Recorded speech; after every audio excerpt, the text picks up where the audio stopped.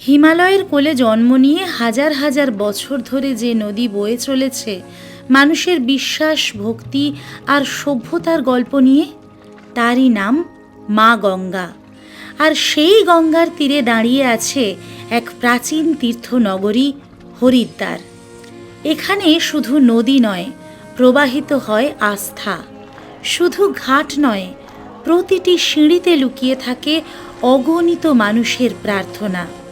সন্ধ্যা নামলে হর কি পৌরীর বুকে জ্বলে ওঠে শত শত প্রদীপ, ঘণ্টাধ্বনি, মন্ত্রোচ্চারণ আর গঙ্গা আরতির সেই অপার্থিব পরিবেশ যেন এক মুহূর্তে মনকে নিয়ে যায় অন্য এক জগতে। এখানে ভ্রমণ শুধু নতুন জায়গা দেখা নয়, বরং নিজের ভেতরের শান্তিকে খুঁজে পাওয়ার এক অনন্য অনুভূতি। আজ আমরা চলেছি সেই পবিত্র, ঐতিহাসিক এবং আধ্যাত্মিক শহর হরিদ্বারের পথে।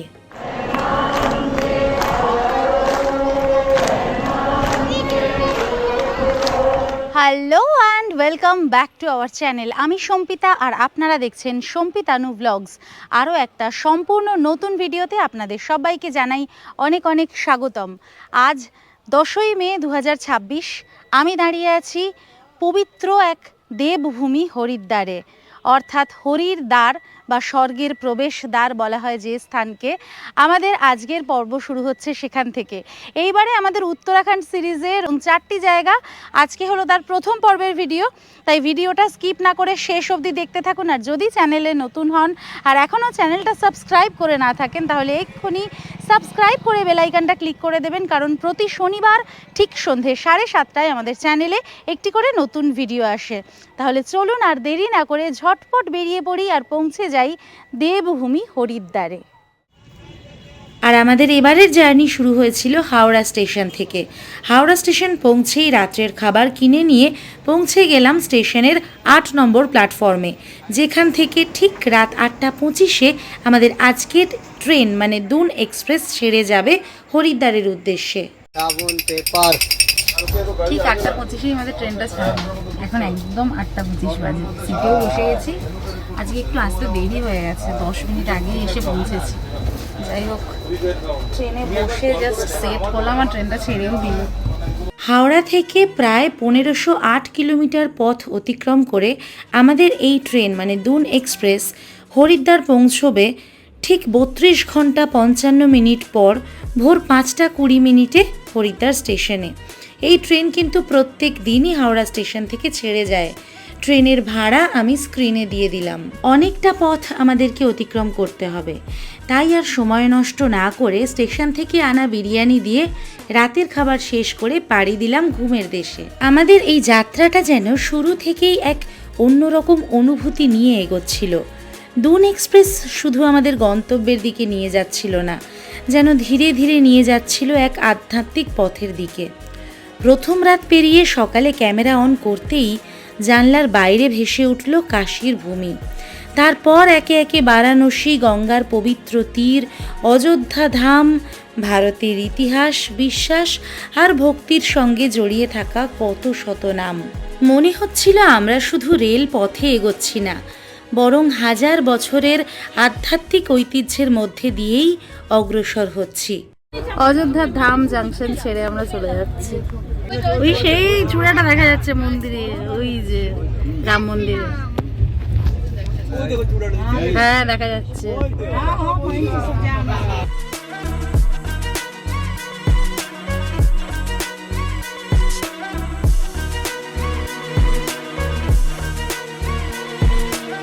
Hello, good morning from Laskar junction. আজ 10ই মে 2026। এখন ঘড়িতে সময় ঠিক 7:35 আর আমরা যাচ্ছি হরিদ্বারের পথে, উত্তরাখণ্ডের দেবলোকের প্রবেশদ্বার হরিদ্বার। আর এবারে আমাদের উত্তরাখণ্ড সিরিজের প্রথম পর্বের ভিডিও আপনারা দেখছেন। আমরা দুন এক্সপ্রেসে করে যাচ্ছি। খুব সুন্দর এসছে ট্রেনটা, 13009 দুন এক্সপ্রেস, হাওড়া ঋষিকেশ। এই ট্রেনটা প্রত্যেক দিন যেটা ঠিক রাত 8:25-এ হাওড়া স্টেশন থেকে ছাড়ে। আর প্রায় 36 ঘন্টা পর আমরা পৌঁছবো হরিদ্বারে। যেহেতু ট্রেনটা ভালো আসার পরেও রাত্রিবেলা বেশ অনেকটা লেট করে ফেললো, মানে 2.5 ঘন্টা লেট করে ফেললো, না হলে এতক্ষণ আমাদের হরিদ্বার নেমে যাওয়ারই কথা। ঘড়িতে সময় 9:50, প্রায় 3.5 ঘন্টা লেট করে, প্রায় না একদম 3.5 ঘন্টা লেট করেই আমাদের ট্রেন দুন এক্সপ্রেস অবশেষে এসে পৌঁছলো হরিদ্বার স্টেশনের 3 নম্বর প্ল্যাটফর্মে। এই ট্রেন চলে যাবে যোগনগরী ঋষিকেশের দিকে, আর আমরা এখন এই হরিদ্বার স্টেশন থেকে বাইরের দিকে যাব। তবে একটা কথা না বলে পারছি না, এই পুণ্যভূমি দেবলোকের প্রবেশদ্বার হরিদ্বারে পা দেওয়ার সাথে সাথেই মনের মধ্যে একটা আলাদা অনুভূতি, আলাদা একটা ভালো লাগা কাজ করছে। চলুন দেরি না করে ঝটপট যাই আর গিয়ে হোটেলের দিকে এগোতে হবে। 3 নম্বর প্ল্যাটফর্ম থেকে এসক্যালেটর দিয়ে উঠে আমরা ডান দিকে আসছি, ডান দিকে এদিক থেকেই কিন্তু আপনাদেরকে বেরোতে হবে। আর এখান থেকে বাইরে দেখতে পাচ্ছি প্রচুর 4 হুইলার এবং 2 হুইলার স্ট্যান্ড রয়েছে, মানে প্রচুর গাড়ি রয়েছে। আর আমরা এখান থেকে অটো অথবা টোটো ধরে আমাদের হোটেলের দিকে যাব। এখান থেকে হর কি পৌড়ি ঘাটের দূরত্ব মাত্র 2 কিলোমিটার। স্টেশন থেকে নেমে এসেছি বাইরে, মানে যে গাড়ি স্ট্যান্ডটা ছিল সেখানে। আমার পিছনেই দেখতে পাচ্ছেন স্টেশনটাও খুব সুন্দর করে সাজানো এবং এই চত্বরটিও বেশ পরিষ্কার। এখানে যেটা বলছিলাম যে 2 হুইলার 4 হুইলারের সাথে সাথে এই দিকে রয়েছে টোটো অটোগুলো, মানে নেমে আপনার বাঁ হাতে পড়বে টোটো অটোগুলো। এখান থেকে হর কি পৌড়ি বা বিষ্ণুঘাটের দিকে যদি আপনারা যান, হর কি পৌড়ি বা বিষ্ণুঘাটের দিকে যদি আপনারা যান সেক্ষেত্রে কিন্তু অটো বা টোটো নিলেই হয়ে যাবে। যদি আপনারা দূরে কোথাও মানে ঋষিকেশের দিকে যেতে চান সেক্ষেত্রে এখান থেকে 4 চাকা বা 2 চাকা ভাড়া করতে পারেন। স্টেশন থেকে বেরিয়েই একটি টোটো নিয়ে আমরা চললাম আমাদের আজকের গন্তব্যের দিকে। টোটো ভাড়া পড়লো 50 টাকা। এখন ঘড়িতে সময় ঠিক 10:50। আমরা এখানে চলে এসেছি, মানে আমাদের হোটেলে, হোটেল লায়ন। এটা হচ্ছে বিষ্ণুঘাটের কাছে। আমাদের রুম থেকে কিন্তু গঙ্গাও দর্শন হচ্ছে। রুমটা তো পরে দেখাবো, আগে বলে দিই যে কীভাবে এখানে আসবেন। এটা বিষ্ণুঘাট। এখানে আসার জন্য যদি আপনারা পায়ে চলা রিক্সায় আসেন তাহলে একদম হোটেলের সামনে অবধি চলে আসতে পারবেন। আর যদি আপনারা টোটো অথবা অটোতে আসেন সেক্ষেত্রে পুরানো যে দাদা বৌদির হোটেল আছে সেই দাদা বৌদি হোটেলের সামনে নামালে 50 মিটার আপনাকে ম্যাক্স টু ম্যাক্স হেঁটে আসতে হবে, একেবারেই একটুখানি। মিশ্র ভবন যেটা আছে ঠিক তার উল্টো দিকে রাস্তার অপোজিটে রয়েছে এই হোটেল লায়ন। এটা বহু পুরনো একটি হোটেল, রুমগুলো বেশ বড়, স্পেসাস। আমি রুম অবশ্যই দেখাবো। আপাতত খিদে পেয়েছে, সকাল থেকে আমরা কোনো খাবার খাইনি সেরকম, তো চলুন গিয়ে আগে ব্রেকফাস্টটা সেরে নিই, তারপরে এসে আপনাদেরকে রুম ট্যুর দেবো আর সারাদিন ঘুরে দেখবো হরিদ্বারের বিভিন্ন পবিত্র দর্শনীয় স্থান। এখানে প্রচুর দাদা বৌদির হোটেল রয়েছে, পরপর রাস্তা দিয়ে আস্তে আস্তে আপনারা চোখ মানে দেখতে পারবেন, এদিকে ওদিকে সব দিকে দাদা বৌদির হোটেল, মাসির হোটেল, এইরকম প্রচুর রয়েছে। তো আমাদের এই যে দাদা বৌদির হোটেলটাতে খাচ্ছি, হোটেল রাজের একদম পাশে, 5টা করে কচুরি আর তরকারি, এটার দাম হচ্ছে 50 টাকা। এই দিয়ে ব্রেকফাস্ট সেরে নিচ্ছে, একদম গরম গরম কচুরি ভেজে দিচ্ছে আমাদের হোটেলের যে দাদা, লায়ন্স হোটেলের। তিনি বললেন যে ওখানে যান, খাবারটা ভালো পাবেন, তো সেজন্য এলাম, খেয়ে দেখি কীরকম।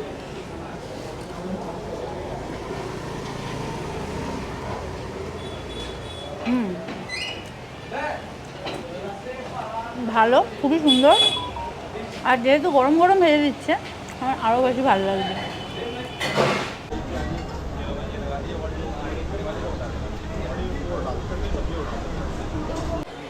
খাওয়া দাওয়া সেরে সোজা চলে এসেছি বিষ্ণুঘাটে। প্রথমবার সামনে থেকে মা গঙ্গার দর্শন। আর এই বিষ্ণুঘাটে এসে দেখছি জমজমাট ভাইব। এখানে সুন্দর গার্ডরেল দিয়ে দেওয়া রয়েছে, তার এই পাশে মানুষ কিন্তু প্রচুর স্নান করছেন, ছোট বাচ্চারাও রয়েছে সেখানে। এইখানে স্নান করা কিন্তু একদম মানে খুব সেফ, কোনো অসুবিধা নেই, কারণ যেহেতু ধরার জায়গা রয়েছে। আর নদীর স্রোতটা এখানে দেখছেন কি লেভেলের স্রোত যাচ্ছে, ঠিক যে কারণে কিন্তু এইখানে এরকম গার্ডরেল দিয়ে দেওয়া রয়েছে। তবে এই হরিদ্বার আসলে কিন্তু এইখানে হরিদ্বারের গঙ্গায় স্নান বলে যে জীবনের সমস্ত পাপক্ষয় হয়ে যায় এবং মোক্ষ লাভ হয়। এখন কি হয় জানি না, তবে এটার একটা আলাদা অপূর্ব পবিত্র অনুভূতি যে হয় এ ব্যাপারে কোনো সন্দেহ নেই। খুব ভালো লাগছে।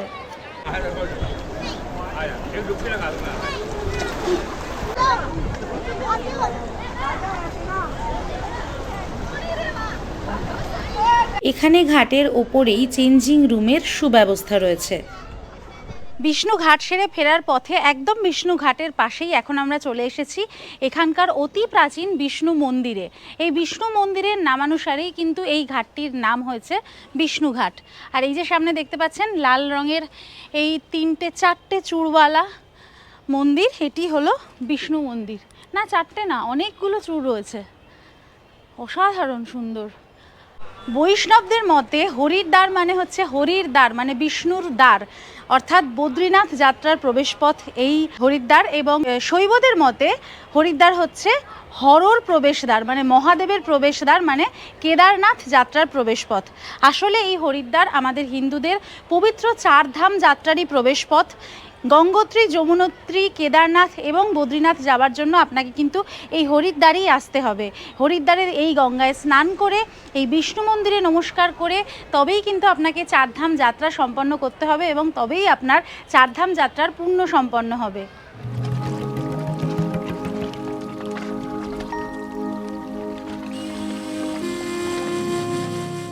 Welcome to my room. এটা হলো হোটেল লায়েন্সের রুম নাম্বার 202, সেকেন্ড ফ্লোরে রয়েছে আমার এই রুমটা। এই হচ্ছে রুমের করিডোর। জাস্ট করিডোর দিয়ে ঢুকে সামনেই রয়েছে বিরাট বড় একটা মানে স্পেসিয়াস রুম এবং তার সাথে 3 জন শোয়ার মতন একটা বড় কিং সাইজ বেড। বেডের ওপারে একটা ওয়ার্ড্রব আর ড্রেসিং টেবিল অ্যাটাচ রয়েছে। দুপাশে দুটো ছোট ছোট সাইড টেবিল, এপাশে একটা সেন্টার টেবিল, তার পাশে উইন্ডো এসি, এইদিকে একটা ছোট চেয়ার। এবং সব থেকে যে কারণে এই রুমটা আমার নেওয়া সেটা হচ্ছে রুমের এই যে ব্যালকনি, এবং সেই ব্যালকনি থেকে মা গঙ্গার অভূতপূর্ব সুন্দর দৃশ্য। সামনে পাহাড় আর ঠিক তার সামনে গঙ্গা নদীর দৃশ্য। ভীষণ ভীষণ সুন্দর একটা বাতাবরণ রয়েছে। একদম সামনে নিচেই রয়েছে রাস্তা, যে রাস্তা দিয়ে আমরা এলাম, উল্টো দিকে মিশ্র ভবন যেটা বলছিলাম। আর বাঁদিক দিয়ে চলে গেলেই আপনি চলে যাবেন বিষ্ণু ঘাটে। মানে বিষ্ণু ঘাট এখান থেকে ওই 1-150 মিটার দূরে হবে। আচ্ছা, এই হচ্ছে এই রুমের বাথরুম। একটু পুরনো দিনের যেহেতু বিল্ডিংটা, সেজন্য একটু পুরনো পুরনো লাগতে পারে, তবে ভালো করে পরিষ্কার পরিচ্ছন্ন করে দিয়েছে ফিনাইল দিয়ে। এখানে গরম জলেরও ব্যবস্থা রয়েছে দেখছি, মানে 2টো করে কল রয়েছে, কিন্তু গিজার এখানে দেখতে পাচ্ছি না। তো মোটামুটি এই রুমের ভাড়া আমার পড়ছে পার ডে 1200 টাকা করে। কোনো রকম এর সাথে মানে ফুডের অপশান কিছু নেই, শুধুমাত্র লজিং 1200 টাকা। আমি নাম্বার দিয়ে দিলাম, যদি ভালো লাগে তাহলে ফোন করে চলে আসতে পারেন। এছাড়াও এখানে প্রচুর হোটেল রয়েছে, আশ্রম রয়েছে, নিবাস রয়েছে, লজ রয়েছে। এখানে এসে বুক করতে পারেন বা আসার আগে বুক করে আসতে পারেন, সবটাই আপনাদের চয়েস। তবে অবশ্যই একবার হলেও হরিদ্বার আসুন। ঘড়িতে এখন সময় ঠিক দুপুর 2:25। আমরা দারুণভাবে গঙ্গা স্নান করে এসেছি বিষ্ণুঘাট থেকে। গঙ্গা স্নান করে এসে হোটেলে ফ্রেশ হয়ে এখন রেডি হয়ে বেরিয়ে পড়েছি। এই যে হোটেলটাতে আমরা খাচ্ছি, এটা কিন্তু দাদা বৌদির হোটেল। এই হোটেলটা আমাদের যে হোটেল লায়েন্সের একদম নিচে। এখানে স্পেশাল থালি রয়েছে 120 টাকা, যেখানে ভাত, তার সাথে 2 রকম ভাজা, 3 রকম সবজি, এই সমস্ত রয়েছে, ডাল রয়েছে। আর নর্মাল যে থালি রয়েছে সেখানে 2 রকম ভাজা, 2 রকম সবজি রয়েছে, সেটার দাম হচ্ছে 100 টাকা। তো খুব খিদে পেয়েছে, ঝটপট খেয়ে নিয়ে তারপরে আজকে যেটুকু দেখা যায় সেটুকু তো আপনাদের দেখাবোই, তাই জন্য ভিডিওটা শেষ অবধি দেখতে থাকুন।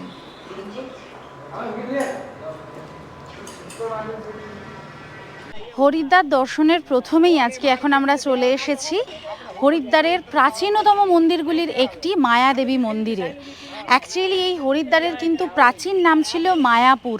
অনেক পৌরাণিক গ্রন্থে এই হরিদ্বারকে মায়াপুর বলে উল্লিখিত করা হয়েছে।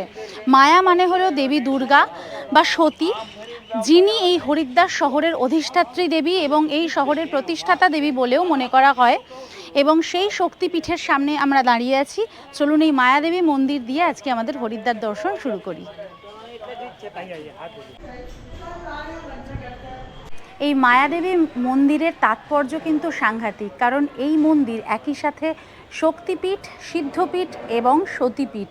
সতীপীঠ কেন? তার কারণ দক্ষ যজ্ঞের সময় অপমানে দক্ষের যজ্ঞে যখন সতী আত্মাহুতি দেন এবং বিষ্ণু সুদর্শন চক্র দিয়ে তার দেহ কাটতে থাকে, যখন শিব তাকে কাঁধে নিয়ে ঘোরাচ্ছিলেন, সেই সময় সতীর হৃদয় এবং নাভি এই স্থানে প্রথিত হয়। সে কারণে এটি হলো সতীপীঠ।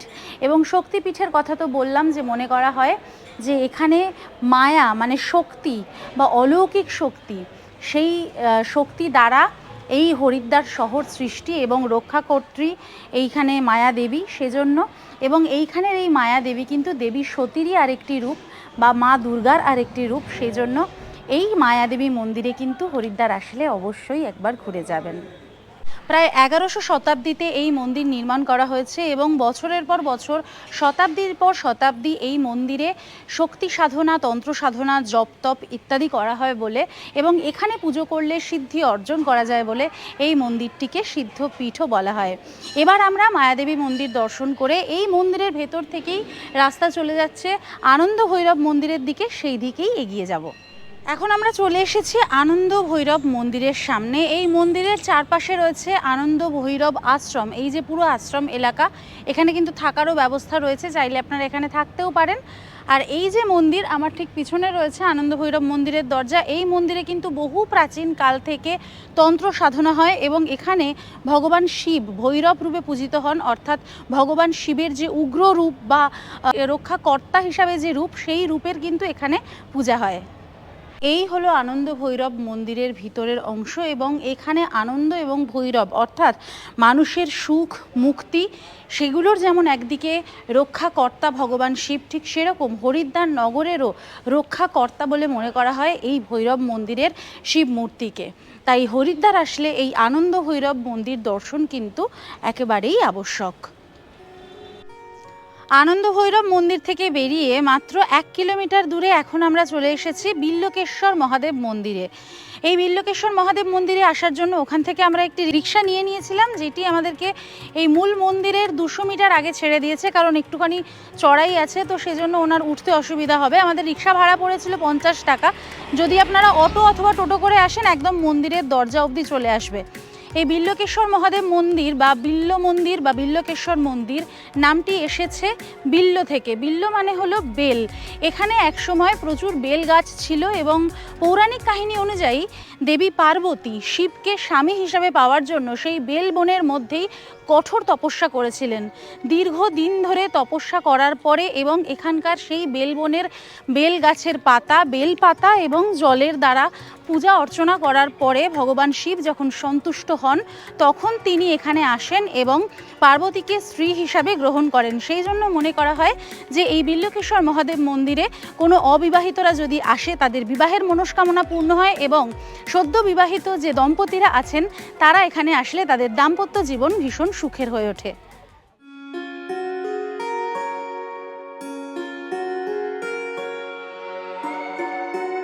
भवन अमंगलहारी दशरथ धीर बिहारी सरिता सब पुनीत जल बहाई खग मृग मधुप सुखी सब रहाई सहज बैर सब जीवन त्यागा गिर पर सकल करहि अनुरागा। মহাদেবকে স্বামী হিসাবে পাওয়ার জন্য মাতা পার্বতী যে স্থানে স্নান করে তপস্যায় বসেছিলেন, এখন আমরা এসেছি সেই পবিত্র স্থান শ্রী গৌরীকুণ্ডে। এই মন্দিরের অন্দরেই রয়েছে সেই গৌরীকুণ্ড, যার ভিতরে তাকালে এখনও দেখা যায় জল প্রবাহমান রয়েছে।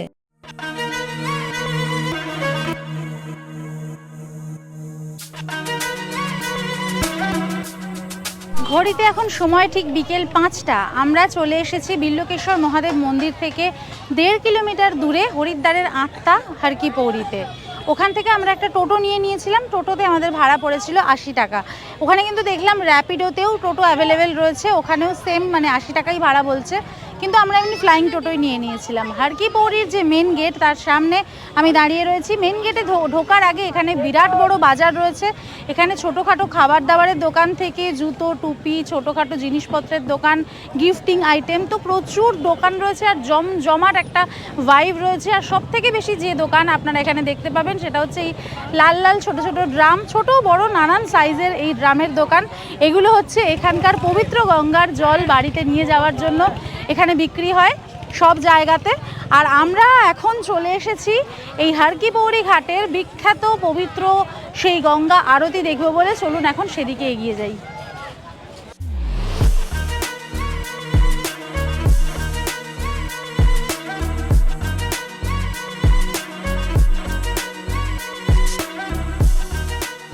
হরিদ্বারকে কেন দ্বিতীয় বেনারস বলা হয় সেটা এইখানে পা দিয়ে বেশ বুঝতে পারছি।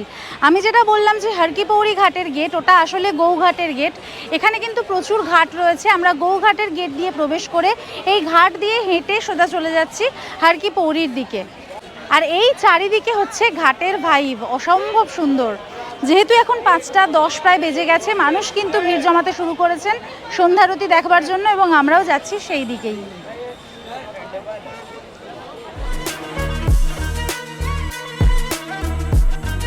আমরা চলে এসেছি হর কি পৌরিতে। হর কি পৌরি ঘাটের দিকে আমরা যাচ্ছি। এই হর কি পৌরির রয়েছে সাংঘাতিক পৌরাণিক তাৎপর্য। মূলত দুটো যে তাৎপর্য রয়েছে পৌরাণিক, তার কথাই বলবো। প্রথমত, যখন ক্ষীরসাগর মন্থন করে সমুদ্র মন্থনের সময় অমৃত উঠেছিল, সেই অমৃতের কলস নিয়ে দেবতা এবং অসুরদের মধ্যে শুরু হয় মারাত্মক যুদ্ধ। সেই সময় দেবরাজ ইন্দ্রের পুত্র জয়ন্ত সেই অমৃতের কলস নিয়ে পালাচ্ছিলেন, আর সেই পালানোর সময় পৃথিবীর 4টি জায়গায় অমৃতের ফোঁটা পড়ে। সেই 4টি জায়গা হলো হরিদ্বার, প্রয়াগরাজ, উজ্জয়িন এবং নাসিক। ঠিক যে 4টি জায়গায় আমাদের কুম্ভ মেলা অনুষ্ঠিত হয়। এটি তো গেল একটি পৌরাণিক কাহিনী। আরেকটি পৌরাণিক মতে এই হর কি পৌরি বৈষ্ণবদের কাছে ভীষণই উল্লেখযোগ্য এবং পবিত্র আরেকটি স্থান। তার কারণ, যা ভগীরথ গঙ্গাসাগরের ভিডিওতে আমি আপনাদেরকে বলেছিলাম যে তার পুত্রদের মোক্ষ লাভের জন্য, তাদের ক্ষমা প্রার্থনার জন্য মা গঙ্গাকে পৃথিবীতে আমন্ত্রণ করেছিলেন। সেই সময় যখন মা গঙ্গা পর্বত থেকে সমতলে নেমে আসেন, সেই স্থান হলো এই হরিদ্বার। এবং সেইখানে যখন গঙ্গা দেবী এখানে আসেন, তখন সমস্ত দেবতারা এখানে আসেন গঙ্গা দেবীকে এবং ভগীরথ রাজাকে আশীর্বাদ করতে, এবং সেই স্বয়ং বিষ্ণু আসেন সেই দৃশ্যের সাক্ষী হতে। তাই এখানে রয়েছে বিষ্ণুর পায়ের চিহ্ন। সেই জন্য এই জায়গাকে বলা হয় হর কি পৌরি, যেখানে রয়েছে বিষ্ণুর বা ভগবানের পদচিহ্ন।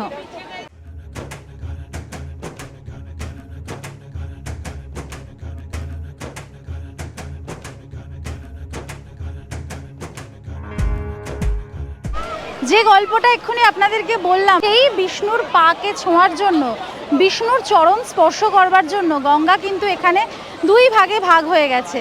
সোজা ওখান থেকে নেমে এসে আমার ডান দিকে দেখুন সরু হয়ে গঙ্গা বয়ে যাচ্ছে। এই দিকে রয়েছে বিষ্ণুর পাদপদ্ম, সেই পাদপদ্মকে ছুঁয়ে আবার বেরিয়ে গিয়ে চওড়ায় মিশে যাচ্ছে। বাঁ হাতে কিন্তু চওড়া নদীটা রয়েছে, কিন্তু এই দিকে মনে করা হয় শুধুমাত্র বিষ্ণুর পা ছোঁয়ার জন্য মা গঙ্গা এইখান থেকে একবার ভাগ হয়ে গিয়ে আবার সামনে গিয়ে মিলে গেছে।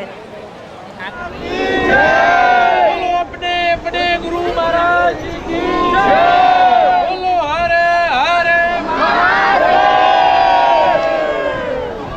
भैया सभी लोग अभी ध्यान देंगे। अभी ठीक 7 बजे माँ गंगा जी की भव्य विशाल और विश्व विख्यात 21 आरती प्रारंभ होने जा रही है।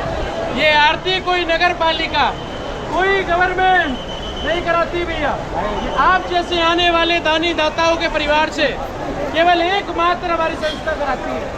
जो कोई मेरी माता, बहन, भैया, बाबूजी अपनी नेक कमाई से, अपने घर परिवार, बच्चों के नाम से अगर माँ गंगा जी की आरती में और गरीबों के भोजन में सहयोग लेकर आए हो और देना चाहते हो तो बोल देना भैया। एकमात्र छोटी आरती का खर्चा 101 रुपये लगता है, 101 यज्ञ के बराबर होता है। और एक बड़ी आरती का खर्चा 501 रुपये लगता है, जिसमें 20 गरीब को भरपेट भोजन कराया जाता है।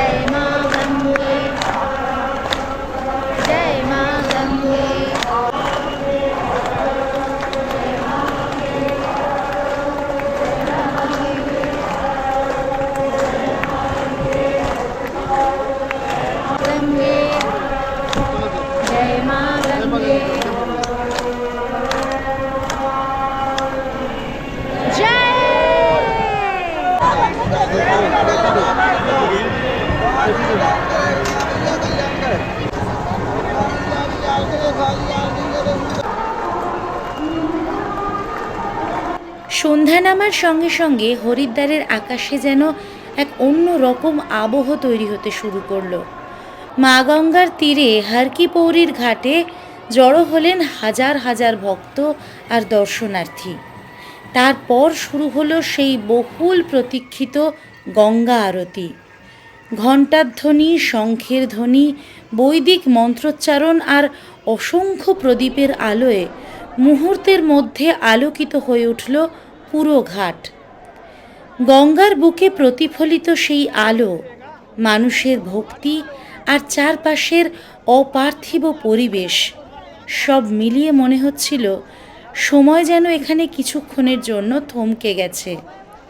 হরিদ্বারের এই সন্ধ্যা আরতি শুধু একটি ধর্মীয় অনুষ্ঠান নয়, এটি এক অনুভূতি যা চোখে দেখা যায়, কিন্তু তার আসল সৌন্দর্য অনুভব করা যায় হৃদয়ে। অপার্থিব একটা অভিজ্ঞতার সাক্ষী রইলাম। হরিদ্বারের সন্ধেবেলায় হার কি পৌরি ঘাটের গঙ্গা আরতি দর্শন শেষ হলো। মোটামুটি মিনিট 15 মতন হয় এই আরতিটা। বর্তমানে এই যে ঘাটের চেহারা, এই যে ঘাটের রূপ, সেইটা অনেকটা দিয়েছিলেন রাজা বিক্রমাদিত্য, এবং এটা নির্মাণ করা হয়েছিল ওনার ভাই ভর্তহরির জন্য, কারণ ভর্তহরি এখানে কঠোর তপস্যা করেছিলেন। এরপরে যখন ব্রিটিশরা ইন্ডিয়াতে আসে, সেই ব্রিটিশ ইন্ডিয়াতে কিন্তু ব্রিটিশরা এসেও এই হরিদ্বার ঘাটের বা হার কি পৌরি ঘাটের অনেকটাই সংস্কার করেন, এবং তারপরে বর্তমান যে আমাদের দেশের সরকার রয়েছে তিনি তো অনেকটাই এখানে উন্নয়ন সাধন করেছেন। তো সব মিলিয়ে বর্তমানের হার কি পৌরি ঘাটের উন্নয়ন এবং এখানকার ভাইব কিন্তু একেবারে আনম্যাচড। এখানকার বাতাসেই যেন রয়েছে এক অদ্ভুত পবিত্র বাতাবরণ। সন্ধ্যা আরতির পরও দেখলাম অগণিত ভক্ত তখনও গঙ্গা স্নান সারছেন। এমন দৃশ্য সত্যিই বিরল। গঙ্গা আরতির অপার্থিব অভিজ্ঞতা হৃদয়ে নিয়ে এবার আমরা হার কি পৌরি থেকে পায়ে হেঁটেই এগোতে লাগলাম বিষ্ণুঘাটের দিকে। মাত্র 1 কিলোমিটারের এই পথটা যেন হরিদ্বারের প্রাণকেন্দ্র। রাস্তার দুপাশে সারি সারি দোকান, কোথাও পুজোর সামগ্রী, কোথাও রঙিন চুড়ি, আবার কোথাও সিঁদুর, আবার কোথাও ধোসা, চাউমিন প্রভৃতি বিভিন্ন লোভনীয় খাবারের সম্ভার। হাঁটতে হাঁটতে চারপাশের কোলাহল, আলো আর মানুষের ভিড়ের মধ্যেই অনুভব করছিলাম হরিদ্বারের এক অন্য রূপ, যেখানে আধ্যাত্মিকতার সঙ্গে মিশে আছে স্থানীয় জীবনযাত্রার রং। আর এভাবেই দোকানপাট ঘুরতে ঘুরতে সন্ধ্যার সেই সুন্দর আবহ উপভোগ করতে করতে আমরা পৌঁছে গেলাম আজকের রাতের ডিনারের গন্তব্যে। চলে এসেছি ডিনার করতে। ঘড়িতে এখন সময় ঠিক 9:25। আমাদের যে হোটেল সেখান থেকে প্রায় 350 মিটার দূরে, মানে আমরা হার কি পৌরি ঘাট থেকে আমাদের হোটেলের দিকে যেতে রাস্তাতে এই হোটেলটা পড়লো। বেশ বড় হোটেল, আর খাওয়া দাওয়াও অনেক মানুষ করছেন, সেজন্যই দেখে ঢুকলাম। এখানে কিন্তু বেশিরভাগ হোটেলেই নিরামিষ খাবার পাওয়া যায়, যেহেতু মন্দির তীর্থস্থান। মাছ মাংসের হোটেল আমি খুব একটা দেখলাম না, তবে নিরামিষ খাবারের মধ্যেও প্রচুর ভ্যারাইটি রয়েছে। আমি যেমন আজকে রাত্রে ডিনারে নিয়েছি ভেজ পোলাও। এই ভেজ পোলাওটা এটা হচ্ছে একটা প্লেট, মানে এখানে 3-4 জন খেয়ে নিতে পারবে, এতটা দিয়েছে। এটার দাম হচ্ছে 160 টাকা। তার সাথে এখানে আছে কড়াই পনির। কড়াই পনিরটার দাম হচ্ছে 280 টাকা, ঠিক আছে। তার সাথে এই স্যালাড আর ওই চাটনিটা দিয়েছে কমপ্লিমেন্টারি। দেখতে একদম অন্যরকম লাগছে, মানে পোলাও জেনারেলি আমাদের যেরকম দেখতে হয় তার থেকে একটু অন্যরকম। দেখি খেয়ে কীরকম স্বাদ।